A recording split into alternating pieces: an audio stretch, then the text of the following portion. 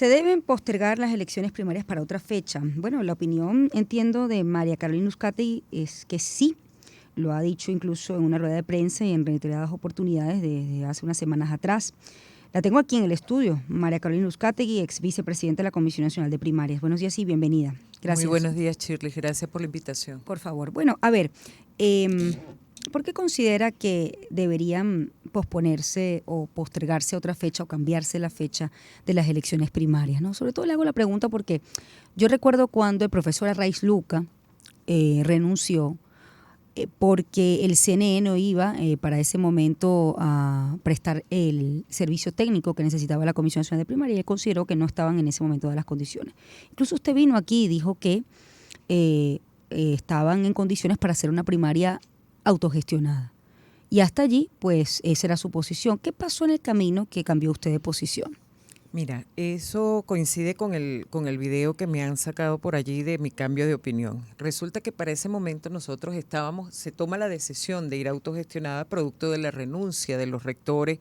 Estábamos precisamente previa a la renuncia, ya digamos a punto de firmar un acuerdo. Habíamos solicitado al CNE firmar un acuerdo de las condiciones con las que íbamos a trabajar y se presenta esta situación, tomamos la decisión de ir autogestionada y bueno, había que, como quien dice, sacar esa tarea adelante, o sea, llevar a cabo el objetivo.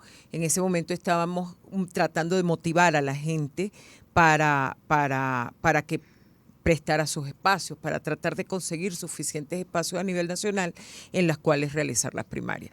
El profesor Arraiz Luca renuncia justo al tomar la decisión. Eso respetable. Yo, a pesar de compartir su posición, dije, bueno, vamos a darle la oportunidad. Y comencé una gira por el país. Yo visité 12 de las entidades que componen el territorio nacional, prácticamente la mitad, literalmente.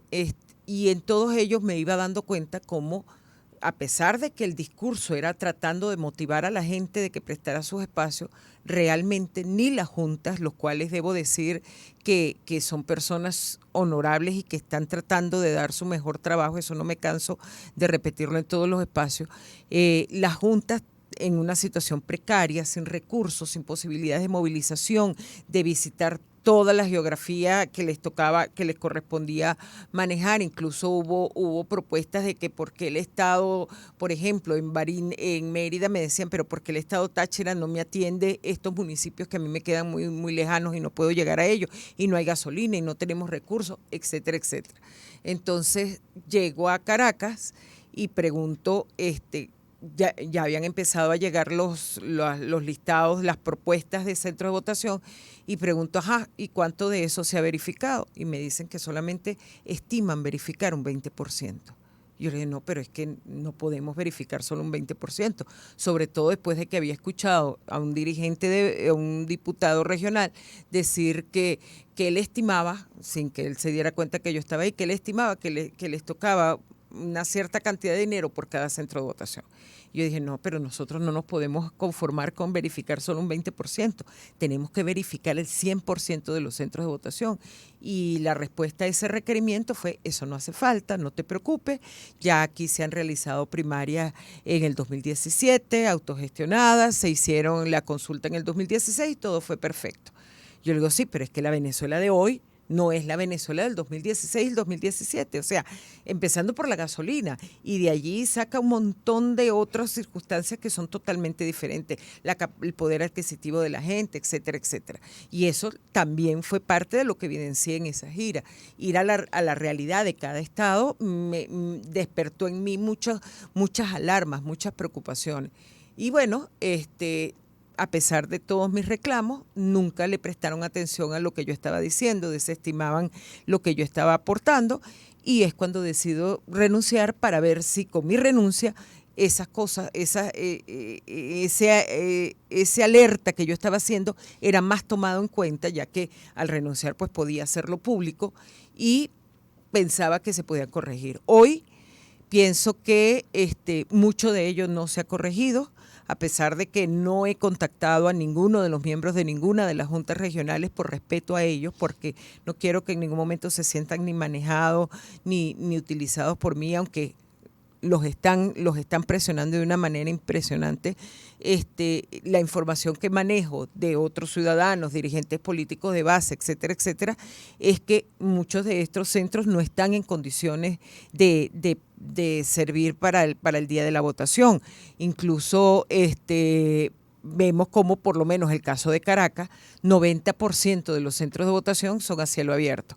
Entonces, ¿qué tipo de seguridad, qué tipo de resguardo, en qué condiciones van a ser, se van a llevar a cabo esas primarias? En el 2017 vimos como incluso se manifestaban situaciones de violencia entre quienes estaban participando, tanto en Amazonas, en Aragua, en Zulia, en diferentes lugares. Ajá.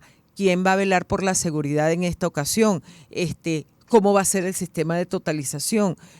¿Tienen ya lista la plataforma para poder que todos los centros de votación a nivel nacional reporten los resultados? En fin, hay muchas interrogantes que no se habían contemplado en el diseño original de la primaria, porque en ese momento pensábamos que iba a ser una primaria automatizada, en la que con el apoyo técnico del CNE, pues íbamos a tener cubierto el tema de los centros de votación, de la totalización, etcétera, de los escrutinios, etcétera, etcétera.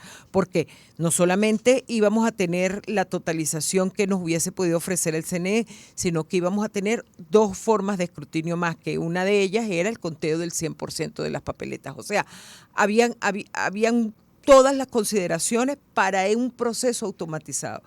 Se tomó la decisión de autogestionada y no se hicieron los cambios que se ameritaban, los ajustes que se ameritaban para una primaria que indiscutiblemente tiene más complejidades porque no se cuenta con ese apoyo técnico, la gente no tiene ubicado exactamente dónde debe votar.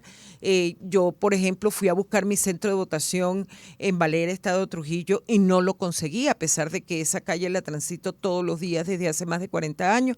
En fin, creo... Bueno, eso se sabrá el mismo día o un día antes de la elección cuando se instale el punto, ¿no? Supongo. Pero imagínate si cuando hicimos la primaria, cuando se hizo la inscripción en el exterior, hubo un alto tráfico que impidió, incluso hubo que alargar el proceso durante unas horas porque la plataforma colapsó, porque fue mucho el tráfico de gente tratando de inscribirse a última hora. Ahora imagínate todos los venezolanos tratando de consultar en un momento a horas del proceso de primaria donde le corresponde votar.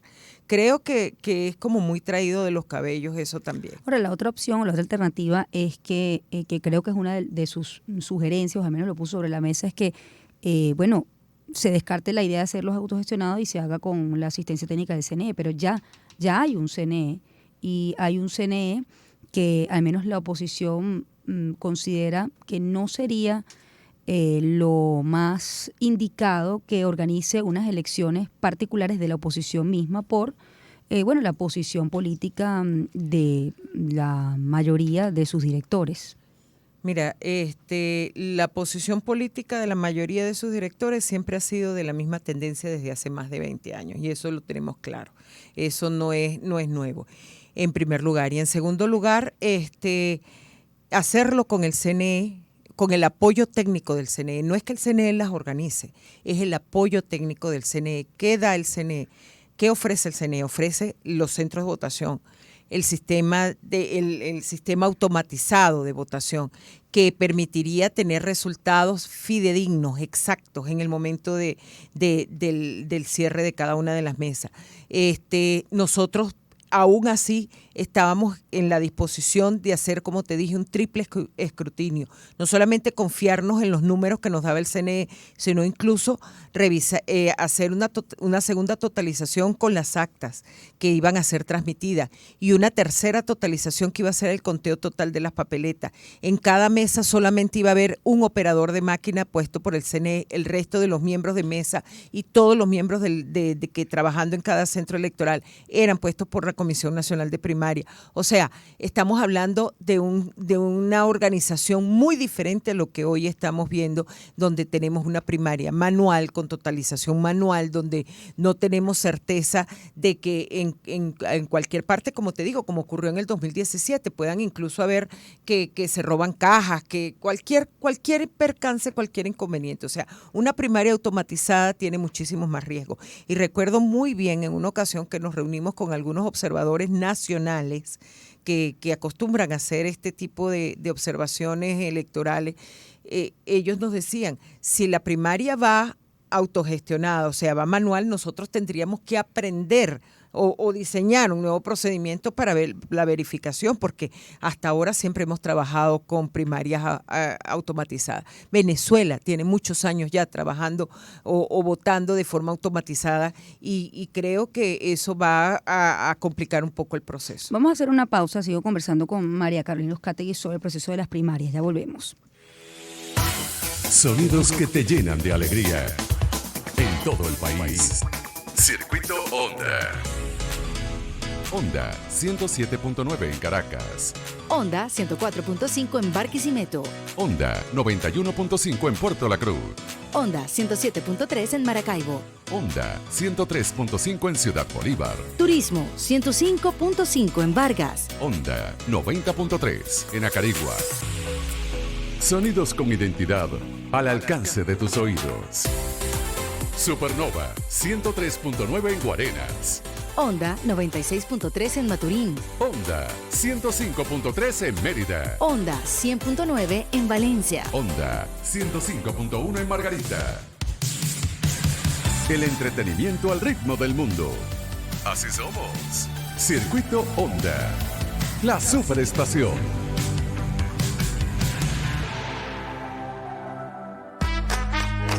Un ciudadano informado toma correctas decisiones. Shirley Radio. Sonidos que te llenan de alegría en todo el país. Circuito Onda. Onda 107.9 en Caracas. Onda 104.5 en Barquisimeto. Onda 91.5 en Puerto La Cruz. Onda 107.3 en Maracaibo. Onda 103.5 en Ciudad Bolívar. Turismo 105.5 en Vargas. Onda 90.3 en Acarigua. Sonidos con identidad al alcance de tus oídos. Supernova 103.9 en Guarenas. Onda 96.3 en Maturín. Onda 105.3 en Mérida. Onda 100.9 en Valencia. Onda 105.1 en Margarita. El entretenimiento al ritmo del mundo. Así somos. Circuito Onda. La superestación.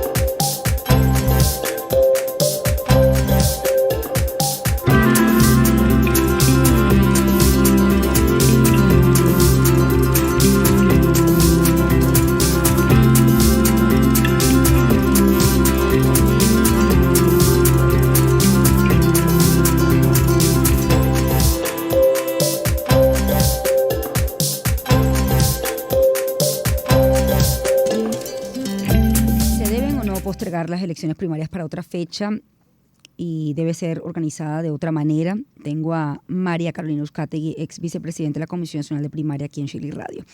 Con relación al tema del CNE, hablamos que es cierto que el CNE en general, pues según la óptica de la oposición, ha tenido en su mayoría, diría yo como favoritismo, por una posición política del oficialismo contra los rectores que han tenido posiciones más cercanas a la oposición. Ahora bien, estamos hablando que en estas elecciones primarias quienes se están midiendo hay por lo menos 3 candidatos inhabilitados.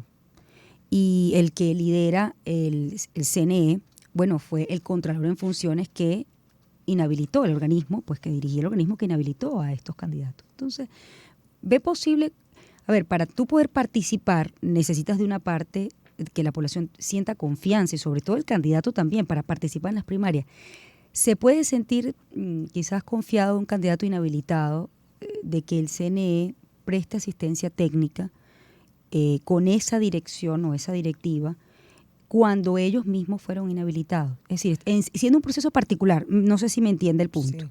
Porque bueno, si eventualmente pues ganan uno de esos candidatos y llega a las presidenciales, supongo que debe haber un acuerdo político para que se dé o se levante esa inhabilitación, si es que eso va a suceder, ¿no?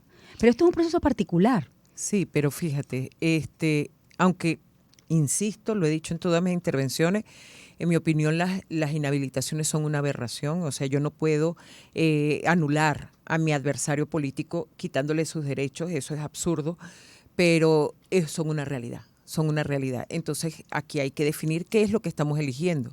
Estamos eligiendo a un candidato que queremos que luego se convierta en presidente de la República y logremos el cambio que Venezuela requiere, que clama en cada rincón del país, o estamos eligiendo una nueva dirección de la oposición.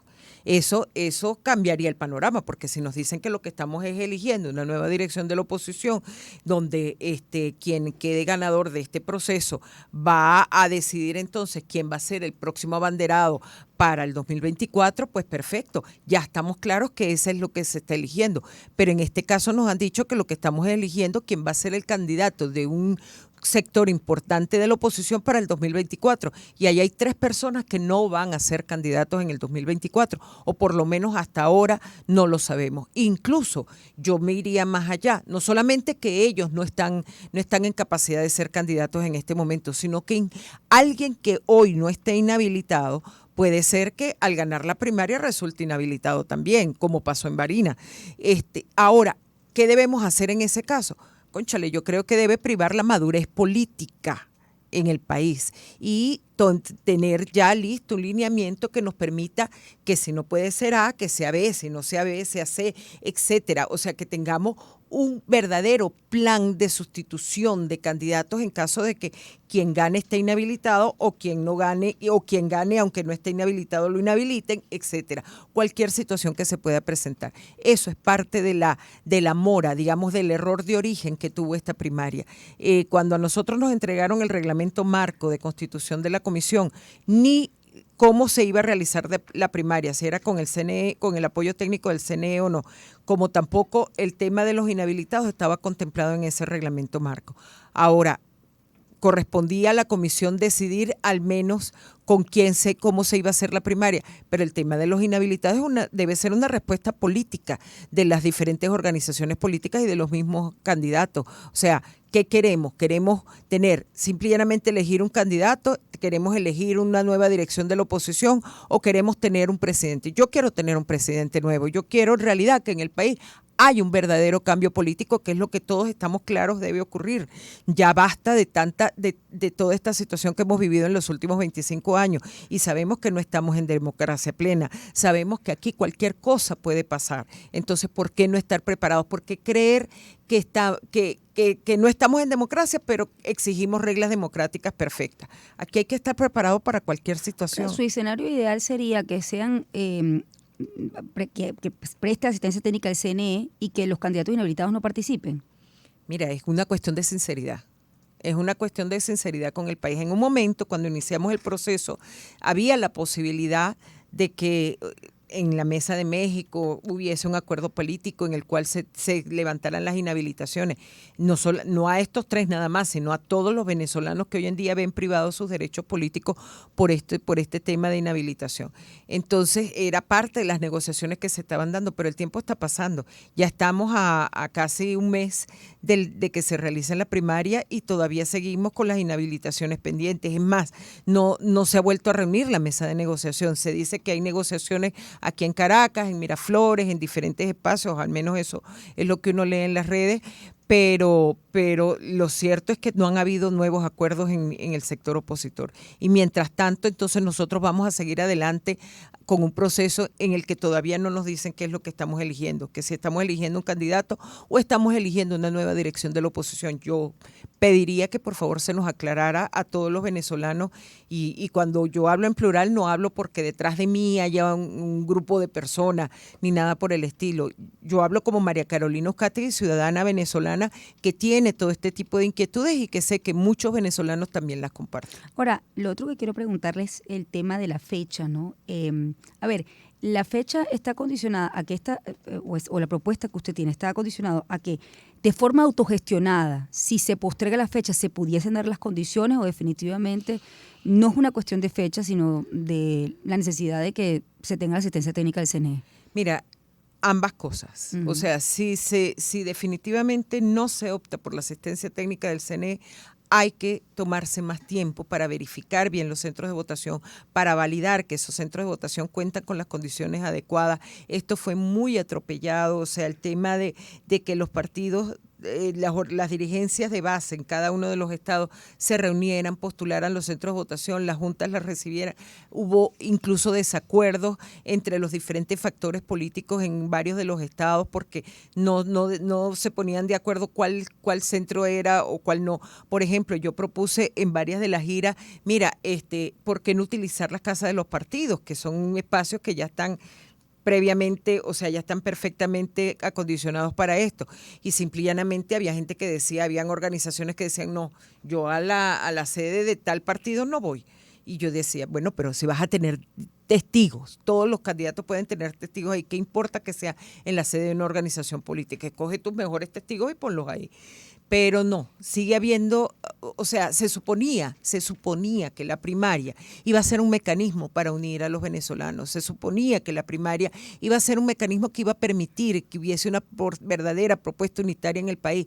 Y cuando recorremos el país y cuando vamos incluso a las bases, nos damos cuenta que las diferencias están aún más profundas, que se han acentuado aún más, de que ahora simple y llanamente se dedican a dispararse unos a otros, o sea, en atacarse unos a otros, en lugar de entender que el propósito aquí es tener una propuesta que tenga viabilidad para el 2024, cuando tenemos un gobierno que tiene 90% de rechazo. O sea, tenemos una posibilidad cierta. La vamos a desperdiciar nuevamente, vamos a tirar por la borda una nueva oportunidad, vamos a dar de nuevo un cheque en blanco sin exigir que las cosas se hagan como la mayor parte del país requiere, que es tener un proceso electoral válido en el cual nosotros tengamos una persona que nos represente o que represente a la mayor cantidad de opositores en el país, quienes nos oponemos al gobierno, y de verdad construir una alternativa para el 2024. Mira, pareciera que no. Aunque te digo honestamente, yo estoy muy decepcionada con todo esto que ha pasado a raíz de mi renuncia y la rueda de prensa que di hace semana y media. El trato que he recibido durante todas estas semanas ha sido de verdad despiadado. No he escuchado a una sola persona hablando en contra de los argumentos que he presentado. No he escuchado una sola opinión diciendo que yo estoy equivocada porque tal planteamiento no es cierto, sino que es de otra manera. Simple y llanamente se han dedicado a atacarme en lo personal. Y yo me pregunto, ¿esa es la democracia que queremos realmente construir? O sea, nosotros estamos trabajando por un país en el cual todo el mundo tenga libertades plenas, incluso libertad de disentir, de opinar diferente, o estamos trabajando para cambiar una no democracia por otra peor, porque supe, por ejemplo, este fin de semana que algunos miembros de juntas regionales, incluso vi un video de un muchacho en Yaracuy que estaba renunciando a su cargo, y él dice que, cónchale, que definitivamente nunca se imaginó que iba a recibir el trato y la descalificación que ha recibido en estos días. Yo creo que estamos en una situación en la cual ninguna de las dos partes, ni el oficialismo ni la oposición, están actuando de manera democrática. Algunos piensan que su opinión, y por supuesto haberla expresado de esa manera, torpedea o le pone, digamos, obstáculo a lo ya difícil que ha sido el proceso. Hay otros que consideran que, bueno, son consideraciones pragmáticas, ¿no? ¿Cómo lo evalúa usted? Yo soy ingeniero, yo soy muy pragmática en mi análisis y yo lo que estoy haciendo son consideraciones sobre un proceso del cual tengo serias observaciones porque formé parte de la organización, vi los errores que se estaban cometiendo y los alerté en su momento desde dentro de la comisión. Cuando vi que no eran tomados en cuenta mis argumentos, entonces es cuando decido renunciar. Pero independientemente de que yo tenga la razón o no, lo que yo digo es ¿por qué es tan pecado en este país disentir? O sea, ¿por qué es tan pecado tener opinión y criterio propio? Y fíjate que no me está ocurriendo nada más a mí. En su momento, incluso el profesor Arraiz Luca, que yo considero que es una de las personas más respetadas de este país, fue atacado de una manera de verdad terrible y no se justifica. No se justifica que tú seas atacado por opinar, por dar tu opinión y por decir lo que piensas, lo que crees que debe ser en un proceso. Y en este momento yo ratifico mi posición. La primaria no está organizada de manera tal que satisfaga el clamor de cambio que el país requiere, porque no están dadas las condiciones, porque los centros de votación no cuentan con las condiciones adecuadas y porque simple y llanamente no han contribuido para lo que se planificó en un momento inicial, que era la unión de los venezolanos, el presentarle una propuesta alternativa y unificada al país que pudiera de verdad conquistar esa gran oportunidad que tenemos en el 2024 de tener un cambio político para Venezuela. Le agradezco mucho. María Carolina Uzcategui fue mi invitada a esta hora, ex vicepresidenta de la Comisión Nacional de Primaria. Han sido sus consideraciones con respecto al proceso. Hacemos una pausa, ya volvemos.